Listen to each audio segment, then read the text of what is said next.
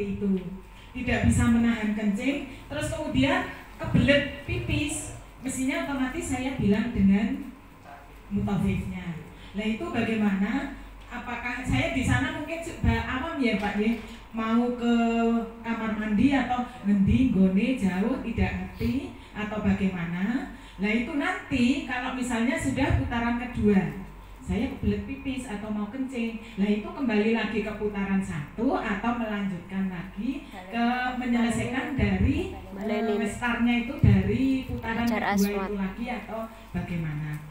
Terus kemudian yang satu lagi tadi dikatakan untuk tawaf yang laki-laki itu boleh menggunakan alas asal jari itu ya Pak ya, jari itu kelihatan. Kalau ibu itu pakai, ini hanya bertanya ya Pak, soalnya belum tahu itu apakah boleh memakai sandal atau sepatu hanya atau kaos kaki aja. Begitu Pak, terima kasih dari saya. Wassalamualaikum warahmatullahi wabarakatuh.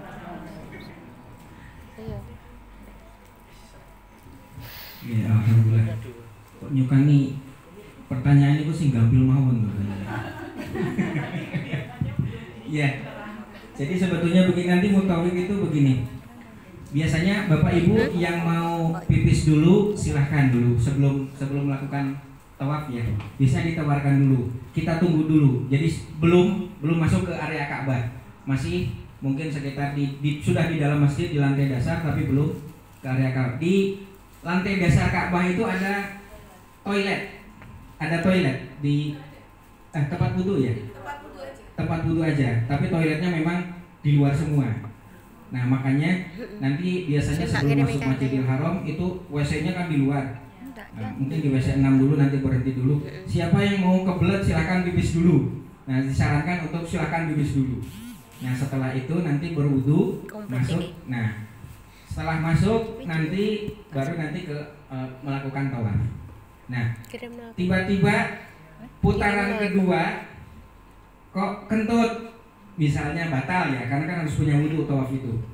Nah Bapak Ibu tadi sudah saya sampaikan, lihat dulu di mana posisinya kentutnya.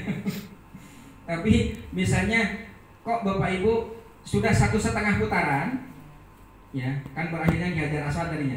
Sudah 1,5 putaran, tiba-tiba wah di mana ya mulainya? Lebih baik di awal saja ke Hajar Aswad lagi aja untuk. Ya. Kalau Bapak Ibu tahu posisi kentutnya di mana, itu sebetulnya nanti masuk lagi di putaran itu lagi. Ya. Nah, wudunya bagaimana? Tadi mungkin nanti akan dijelaskan oleh Bunda Ana atau mungkin Mbak Sipa nanti pakai apa? Botol spray. Ya, disemprot nanti.